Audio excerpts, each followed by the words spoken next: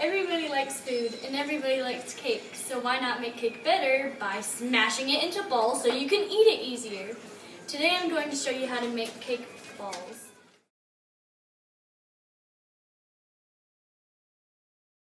We're going to start off with just a simple box of cake mix for time, and it's easier. So I got my cake mix here, and you add 3 eggs. So yeah.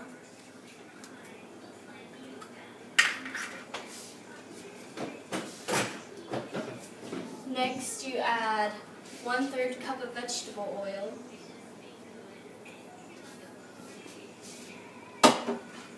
Then you add 1 1/4 cup of water. Then you stir it all up until it's completely smooth. Okay, now that my cake is fully mixed, we're going to put it in a glass pan. And I put a little flour at the bottom so that it's easier to get out and it's less sticky. So just pour this in here. And we bake it for 30 minutes.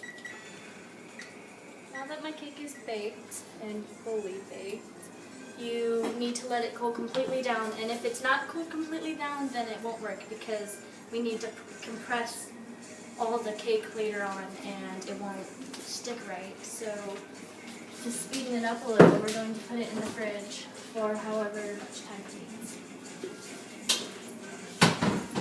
Alright, my cake is completely cooled down, and so now we're ready to do the funnest part, which is mutilating the cake that you just spent all that time making. So you wash your hands again since you were just messing with all that stuff, and it doesn't really matter how you do this as long as it's all crumbled up. So I'm just going to take it all, put it into this bowl. And if you don't crumble it up all the way, then your cake balls will be really crunchy, or not crunchy, but clumpy and unsatisfying. So you have to make sure that you smash it really well, which won't be hard because this is the funnest part of the thing. It's really important to make sure there's no big clumps in there. Just take a really generous spoonful of frosting and put it in there and then stir it up.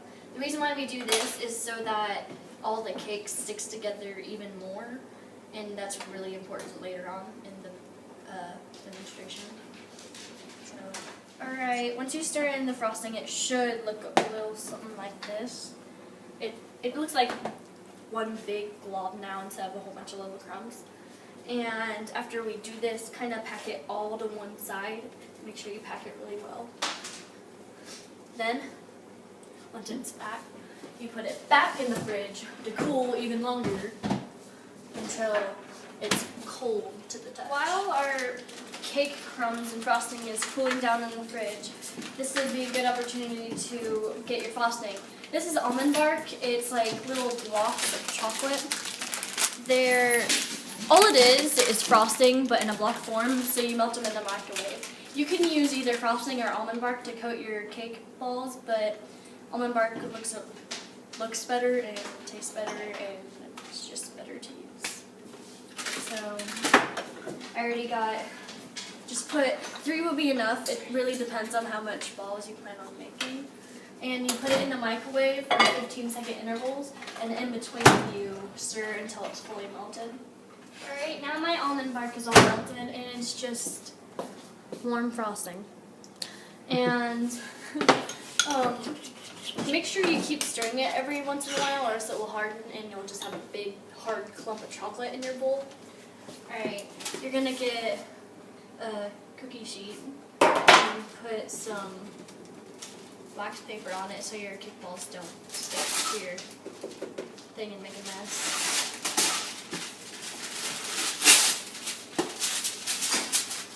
Alright, now you take your cake and just roll it into a ball like Play-Doh when you're a kid. You want to press it really hard so it doesn't fall apart when you put it into the frosting. that you should be stirring right now. And it should look like this. It doesn't have to be perfect, but you know, it's gonna be going to the same place. So. All right, your almond bark is still gonna be kind of hot. So what you do is you get a toothpick and just kind of stick it in there like this, and roll it around and put it over with a spoon. You don't have to put it all the way on there, but I'm going to because it makes it taste better, I think, in my opinion.